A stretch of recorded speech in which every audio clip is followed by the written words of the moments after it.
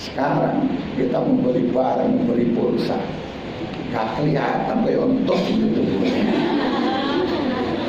Kan seperti membeli tol aja, barangnya nggak ada. Ini perkembangan dari histori, dari secara doktrinal. Nah, ini zaman dulu nggak ada, makanya seperti dulu dalam cara doktrin pemerintah naimah mengkures. Kalau sekarang sudah tidak bisa kita mengkures. Kenapa? Karena sekarang sudah tidak ada daulah Islamiyah.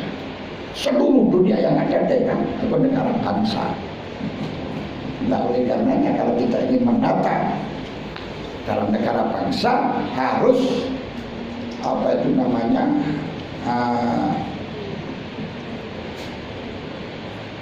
dalam negara bangsa ini harus apa itu memahami tentang atau mengaktualisasikan konteks-konteks ulama salaf. Ini yang sulit. Kalau kita tidak menggunakan ulama salaf, langsung menggunakan Quran hadis dianggap liberal. Tapi untuk ulama pelajaran ulama salaf tidak bisa kita praktekkan, tidak bisa kita pakai secara teks zaman sekarang. Kalau dulu kita katakan dengan haram menjual pedang kepada orang kufar, tidak sah menjual pedang pada orang kafir. Loh, kenapa gak sah? Karena pedang akan digunakan merangi kita. Itu zaman dulu. Sekarang masa tetap haram karena nggak ada pedang digunakan merangi pada kita, itu nggak ada. Pedang nongkel kerokok, perang sudah nggak menggunakan pedang. Perang sudah nggak bisa menggunakan pedang. Kalau perang menggunakan pedang belum berangkat sudah mati dulu. Nah, itu sudah harus dihilangkan. Kenapa? Tapi jangan bukan pedangnya, tapi hal-hal yang bisa digunakan untuk merangi orang Islam. Ini harus dikontekstualisasikan. Paham kan? Ini dari sisi fikih, dari sisi doktrin. Kemudian ketika dulu di dalam waktu ulama salaf, itu puncak perbedaan perpecahan. Ini ketika setelah wafatnya Sayyidina Utsman, kemudian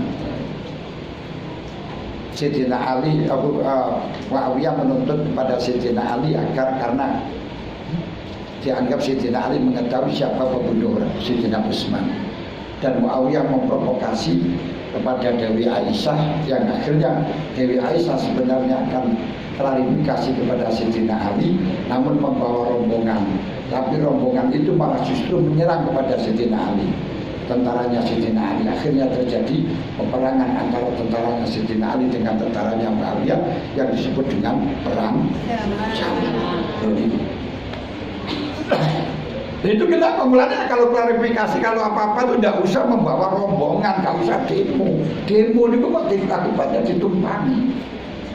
Semacam itu akhirnya akan klarifikasi, tapi dengan membawa pasukan yang membuat onar, akhirnya terjadi peperangan. Demikian pula dengan Muawiyah. Dengan Muawiyah, Sayyidina Ali, karena Sayyidina Ali ketika sudah dibaiat terus kemudian Muawiyah menuntut, terus sehingga terjadi peperangan dengan Muawiyah. Singkatnya Muawiyah kalah, tapi menggunakan taktik yang gak sedap. Apa? Yaitu mengajak kembali kepada hukum, kembali kepada Quran.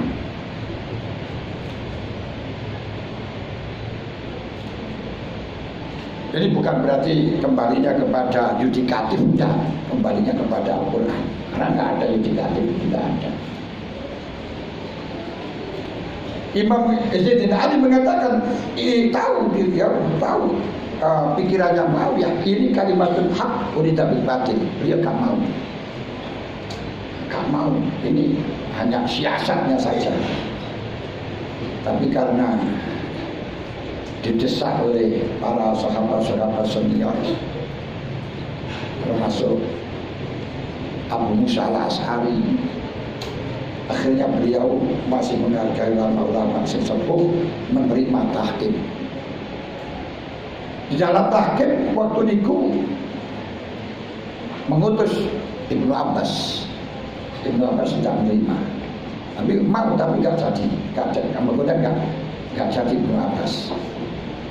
Ketika Ibnu Abbas karena itu dianggap buat untuk dialog terjun kepada tentaranya Muawiyah, Ibnu Abbas mengatakan, kalau saya diperintahkan Ali saya tidak akan berangkat, tapi kalau diperintahkan Amirul Mukminin terpaksa saya berangkat. Tapi ingat, ini membahayakan.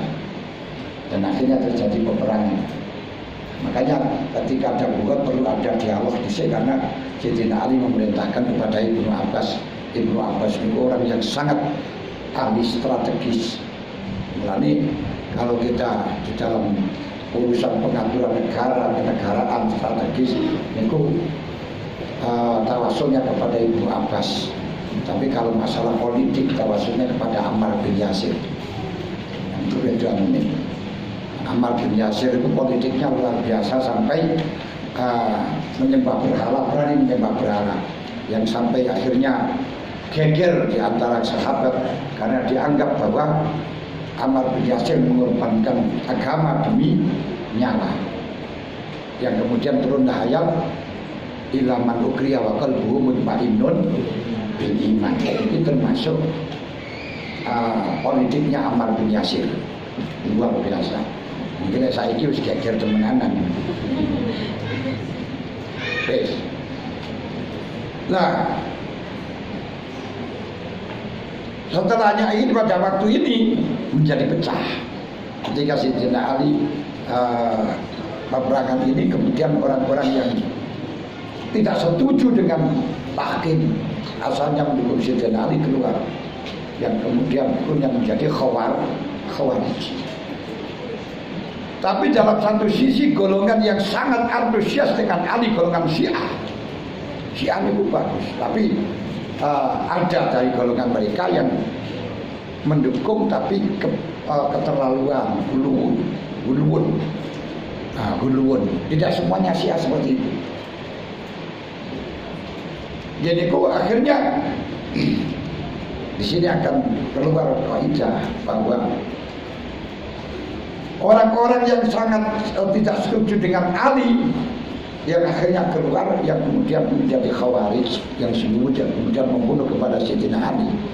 Ini ahli sholat, ahli poso. Makanya ketika Sayyidina Ali ditanya tentang masalah Khawarij, apakah Khawarij itu orang kafir? Tidak, bukan. Orang kafir tidak pernah sholat, orang kafir tidak pernah puasa, orang kafir tidak ahli baca Quran. Dia orang ahli baca Quran, dia ahli sholat, dia ahli puasa, tapi termasuk orang-orang yang salah pemahaman atau pemahamannya salah. Itu Khawarij. Makanya kita nggak boleh mengkafirkan. Masih Wahabi itu tuh orang kafir, cuma orang sih pahamannya salah. Ini kemudian dari golongan Syiah, tapi dia keseluruhan itu kembali kepada Murji'ah, sangat keterlaluan di dalam membela Sayyidina Ali. Yang kalau golongan Khawarij mengatakan Ali ini kafir, Muawiyah kafir karena menerima tahkim. Nah, kemudian dalam menandingi orang yang sangat guluan, keterlaluan atau keterlaluan kepada Sayyidina Ali, dia mengatakan Ali itu walaupun toh salah tetap masuk surga karena iman. Yang kemudian menjadi kaidah Murji'ah, siapa orang yang iman melakukan dosa tidak akan ada pengaruhnya, sebagaimana orang kafir melakukan taat tidak ada pengaruhnya, orang mukmin melakukan doa, orang mukmin melakukan maksiat tidak masalah. Nah, itu akidahnya apa itu namanya Murji'ah. Sehingga terjadi pada waktu itu sudah 3 kelompok akidah.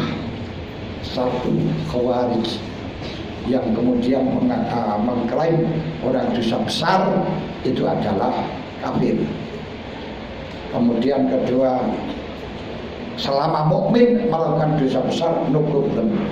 Yang ketiga adalah jumhur sahabat. Jumhur sahabat ini adalah merupakan cikal bakal ahlussunnah wal jamaah. Cikal bakal ahlussunnah wal jamaah. Lalu ini terus berlanjut sampai pada tabi'in. Ada 3 akidah jumhur, ada khawarij, ada murji'ah. Ini ada sampai pada tabi'in. Lalu pada waktu itu Syekh Hasan Basri sebagai tabi'in, orang al-wa'id, orang yang ahli ibadah, orang yang taat, orang yang mujtahid. Beliau punya pengajian yang termasuk orang yang lolos dari razia Sayyidina Ali. Masjid itu dirazia oleh Sayyidina Ali. Ditanya tentang masalah tasawuf, gak ngerti, dihengkangkan, suruh keluar dari masjidnya Sayyidina Ali. Tapi waktu itu Syekh Hasan Basri ketika ngaji kemudian didengarkan oleh Sayyidina Ali, terus ditanya oleh Sayyidina Ali, "Mamilakuddin, apa pokoknya agama?" Jawabnya al-waro. Akhirnya misluka yaslukul wajib, bagi kamu patut mengajar, kamu saya legalkan. Di Hasan Basri. Dan Hasan Basri mengajar dalam masjidnya Sayyidina Ali, dalam masjid Madinah.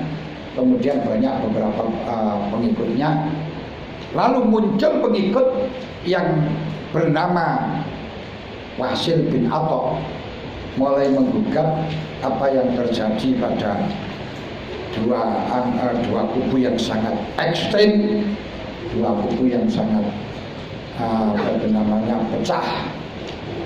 Yang satu pun eksklusif, yang satu sangat ekstrem. Dari golongan Murji'ah, dari golongan Syiah sangat eksklusif, sehingga orang yang iman maksiat pun tidak masalah. Tapi dari golongan Khawarij sangat ekstrim, orang yang maksiat termasuk kafir. Orang maksiat kafir, rokok. Nah, bagaimana pendapatmu wahai Syekh Hasan Basri? Syekh Basri tanya kepada Hasan Basri. Lalu Syekh Hasan Basri belum jawab. Dia sudah mengatakan, kalau menurut saya adil itu. Pendapat yang adil, orang yang maksiat, orang mukmin yang maksiat itu tidak di neraka dan tidak di surga. Itu adil. Tidak di neraka karena dia iman, tidak di surga karena durhaka. Orang itu masuk surga ya dengan amal, gak bisa tidak dengan amal. Nah, dia tempat di mana? Akhirnya ada pendapat dia di tempat di manzilun bainal manzilatain. Ada di tempat di antara surga dan neraka. Juga termasuk golongan orang-orang yang mati masih kecil, mati dalam keadaan gila.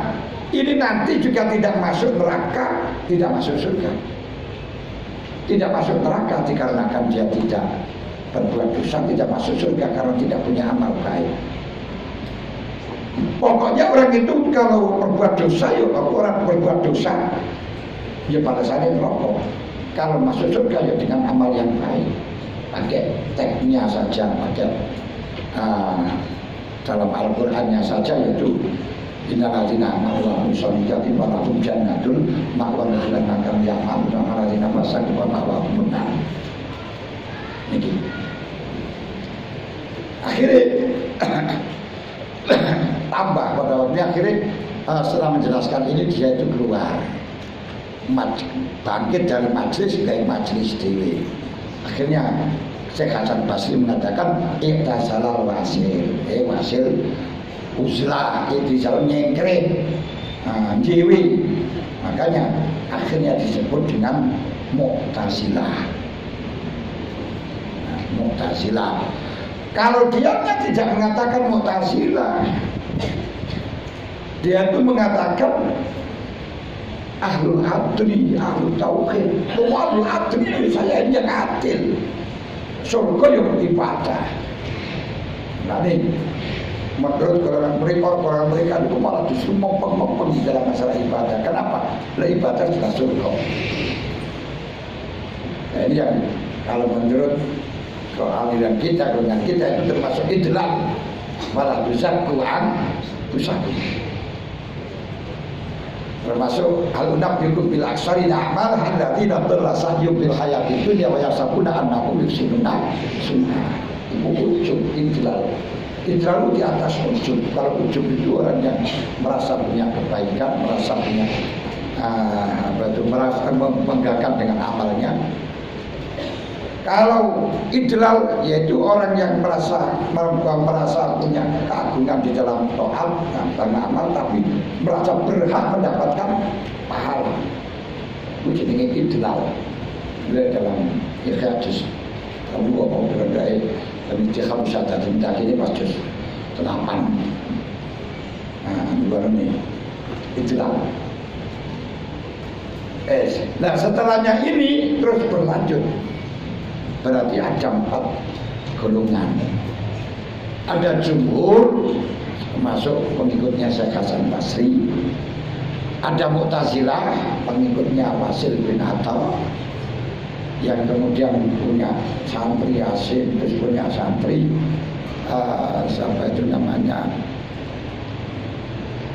gurunya Syekh Hasim, Abu Ali Al-Jubai, gurunya Syekh Hasim Hasan Al-Asy'ari. Dan ini terus berlanjut, ada Mu'tazilah, ada Murji'ah, kemudian ada Mu'tazilah itu masuk Qadariyah, kemudian ada Khawarij, ada Jumhur.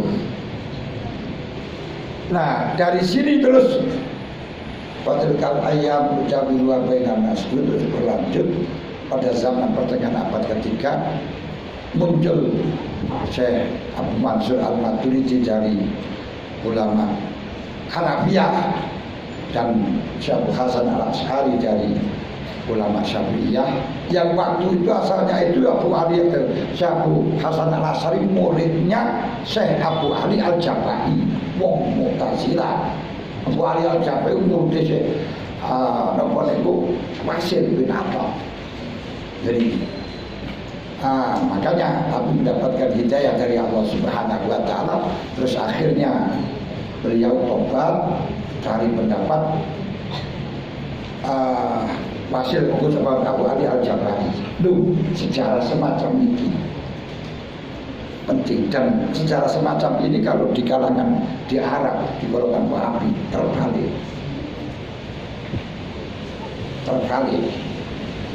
Yang ada di sana bahwa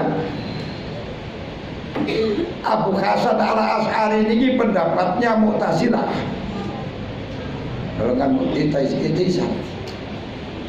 Kemudian hanya tobat sebelum wafat. Kalau menurut kita enggak. Berarti asalnya itu Mu'tazilah, kemudian sudah tobat dan mengikuti Ahlussunnah wal Jamaah. Cuman dia mengkafirkan orang ahli kitab, orang-orang yang akidahnya tidak sama dengan akidah itu, termasuk Mujassim, orang itu kafir. Makanya seperti orang Wahabi barang itu masuk kafir, tapi sebelum dia wafat sudah nggak bisa apa-apa itu dia mencabut, saya bertobat, saya dulu mengkafirkan orang-orang ahli kitab, saya katakan tidak, semua orang ahli kitab tidak kafir Islam. Itu ketika akan wafat. Sejarah semacam ini kalau di kalangan Arab itu berbeda secara terbalik. Makanya pendapat-pendapat dari Hasan Al-Asy'ari menurut golongan Wahabi itu termasuk pendapat yang sesat. Karena saya pernah mengikuti pengajian di Madinah, ya dari golongan orang Wahabi terus mengatakan Syairah Maturidiyah Syair Al-Khatib. Pendapatnya Syair Khatabi ini Abu Khatib Abu Asy'ariyah Maturidiyah itu Khatib Syair, benar apa salah? Saya dari belakang enggak telaten langsung Syair. Syair, kenapa Syair? Ya naralahu lam yakhruj minas sunnah wal kitab, lam yakhruj ahadun min rajhihi minas kitab was sunnah. Tidak ada pendapatnya yang dia itu keluar dari Quran dan hadis. Kemudian dari terus kupas secara itu. Nah, beda secaranya dengan secara yang kita pakai, yang kita gunakan. Kalau dia itu mutazilah, mutaziliyun, kemudian sunnah tabaq dan maut. Makanya itu salah. Nah, termasuk akidah kita Mu'tazilah ini ku yang terpenting Mu'tazilah itu mazhab yang adil. Kemudian di dalam akidah mengatakan bahwa manusia itu punya perbuatan yang ikhtiar, itu manusia punya kemampuan untuk mewujudkan pekerjaan, mewujudkan kekuatan. Nah kita mikir untuk angel antara Jabariyah Qadariyah. Ini nanti akidahnya kita itu di tengah-tengah antara Jabariyah Qadariyah. Nanti kesimpulannya jadi 3 macam. Qadariyah itu golongan yang Mu'tazilah di dalam masalah qadar mengatakan bahwa manusia itu punya kemampuan, punya kekuatan, punya itu bisa mempengaruhi, sehingga seperti Syekh Zamakhsyari. Syekh Zamakhsyari itu ngalim agama. Biasanya baca kitab Syekh Zamakhsyari dalam apa itu namanya Mahfud Sorot, aku dan Masya Allah luar biasa. Itu Mu'tazilah. Syekh Zamakhsyari itu orang Mu'tazilah, kemudian dia tuh melamar putrinya Syekh, dia melamar gadis putrinya Syekh yang cantik juga ngalamah. Karena putra Indonesia itu kodi. Karena Syekh Zamakhsyari itu orang yang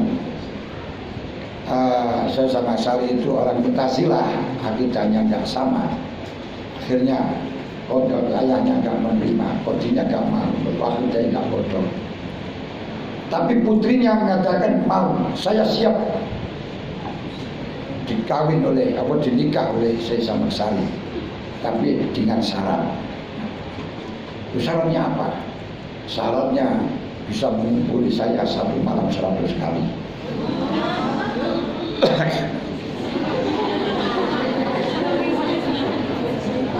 Terus mikir deh, siapa kuat mengumpuli 1 malam 100 kali? Tinggal balik. Kata kamu orang itu bisa mempunyai kekuatan, ya datangkan kekuatanmu. Kalau kamu punya kekuatan, datangkan kekuatanmu, coba. Baru tidak berpikir, iya coba. Manusia tidak punya kekuatan, tidak punya kekuatan apa-apa, semuanya kekuatan itu Allah. La haula wala quwwata illa billah. Akhirnya dia tobat dari Mu'tazilah. Padahal kalau secara dalil semuanya kalah. Wah hebat dalil, tapi secara fakta coba gerak oleh iso, ora iso.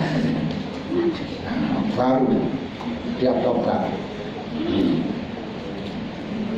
Nah, kemudian Abu Hasan Al-Asy'ari, Abu Mansur Al-Maturidi ini merumuskan, Abu Hasan Al-Asy'ari ini merumuskan akidah yang dirumuskan oleh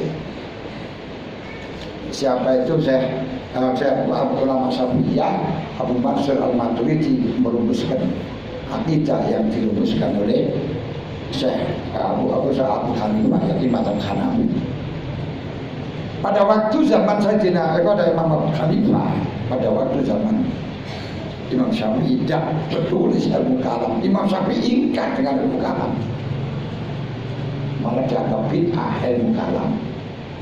Tapi pada abad zaman Abu Hasan al-Asy'ari dibutuhkan, karena da'il bidah yang ngajak-ngajak bid'ah ini mulai bermunculan dan mengarang kitab macam-macam. Dan kemudian disinilah perlu membicarakan soal ilmu kalam yang disusun oleh Syekh Abu Hasan al-Asy'ari dengan mengikuti akidahnya ulama salaf, yaitu Imam Syafi'i. Makanya ini yang menjadi permasalahan di masyarakat. Kita tidak boleh mengikuti ulama khalaf. Iyyaka wal khalaf, alaika bisalaf, alaika salaf. Nah, sementara sekarang ini yang kita pakai malah justru khalaf. Tapi khalaf yang maksudnya ini cocok karo akidahnya ulama salaf. Yang di masyarakat paling ketika datang HTI, datang Salafi, banyak dari ulama-ulama kita sih mendukung mereka, berkumpul aliran Salafi. Ya maksudnya kita harus mengikuti, mendirikan hukum Islam, bagus itu. Tapi ujung-ujungnya dibaik kayak ujungnya hanya seperti itu. Akhirnya kita tidak menerima. Ini termasuk apa itu namanya yang terjadi pada masyarakat kita. Ini kudu paham, saya kata ini nggak paham kan ulah ini ulama kholaf, tapi kita gak boleh mengikuti ulama kholaf. Ini ulama kholaf sing lurus no ulama salah. Makanya kalau dia dalam pesantren pendidikan pondok pesantren al-Islamnya Salafi, itu salah kaprah. Yang dipakai semuanya metodologinya kholaf, bukan salaf. Tapi kok pendidikan pondok pesantren al-Islami as-Salafi, yang dimaksudkan kholaf yang di situ mengabadikan, mengikuti istimbang pada pendapat-pendapat ulama salaf, tapi dikontekstualisasikan dalam kondisi sekarang ini dengan kholaf. Ini sementara dulu. Berarti kesimpulannya akhirnya pada abad ini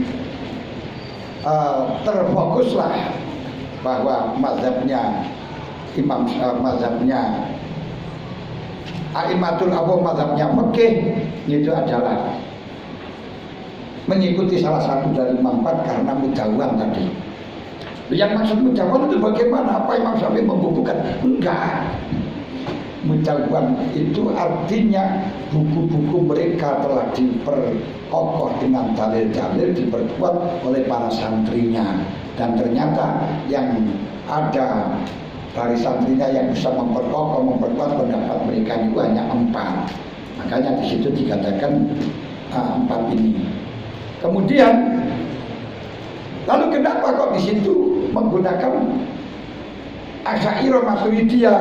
Karena ini yang cocok dengan akidahnya A'immatul Arba'ah. Makanya di dalam Kawakib Ulama ada pelajaran Kawakib Ulama ini. Betul kan? Naus. Oh, itu penting juga ini ya. Dalam Kawakib Ulama semua Ahlussunnah wal Jamaah mayoritas mengikuti Asy'ariyah. Al-Hanabilah mengikuti Asy'ariyah, kecuali hanya golongan sedikit yang tidak mengikuti ini, golongan yang tekstual. Semuanya ulama Syafi'iyah mayoritas Hanafiyah atau Asy'ariyah, kecuali yang iktizal. Dari pengikut Syafi'i ini bisa mutasi dan ya betul. Jangan katakan ulama Syafi'i mesti anak Asy'ariyah, enggak. Le Asy'ariyah mesti Syafi'iyah, kok Syafi'iyah belum mesti Asy'ariyah. Nah, pendapat Hanafiyah mayoritas Maturidi, kecuali orang-orang sedikit yang berbeda dengan Maturidi, yaitu yang ada yang mengikuti Asy'ari, ada yang mengikuti Iktizal. Malik keseluruhan pun Asy'ariyah. Ini hanya ini yang paling. Makanya Setiap ulama selamat Asy'ariyah mengikuti A'immatul Arba'ah pasti, tapi mengikuti A'immatul Arba'ah belum tentu mengikuti Asy'ariyah dan Maturidiyah. Sehingga ini dibukukan kita jadi kalau sudah wal jamaah wal murabbi Asy'ariyah wal Maturidiyah tanpa menyebutkan A'immatul Arba'ah. Sebab Asy'ariyah Maturidiyah mesti mengikuti A'immatul Arba'ah. Nah, orang yang mengikuti A'immatul Arba'ah ini mengikuti di dalam tasawufnya adalah Wali Junaid. Nah, KP mengikuti pada Wali Junaid. Wali Junaid itu muridnya Syekh Sari As-Sakoti. Syekh Sari As-Sakoti itu muridnya Syekh Hasan, Syekh Daud Syekh Abdul Mahfud Ma'ruf Al-Karohi. Syekh Abdul Mahfud Ma'ruf Al-Karohi itu muridnya Syekh Daud Al-Ta'i. Syekh Daud Al-Ta'i itu muridnya Syekh Habib Al-Ajami. Syekh Habib Al-Ajami itu muridnya Syekh Hasan Basri. Syekh Hasan Basri itu muridnya Sidina Ali, juga muridnya Sidina Utsman radhiyallahu anhu. Ini urut-urutannya. Kenapa mengikuti pendapatnya Syekh Qasim Al-Baghdadi Al-Junaidi? Ini Bu, pendapatnya Syekh Hasan Abu Hasim Al-Baghdadi Al-Junaidi niki muqayyadun bil kitab was sunnah.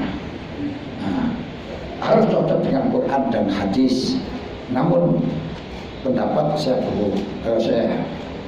Junaid niki adalah pendapat ulama salaf yang tidak diinterpretasikan.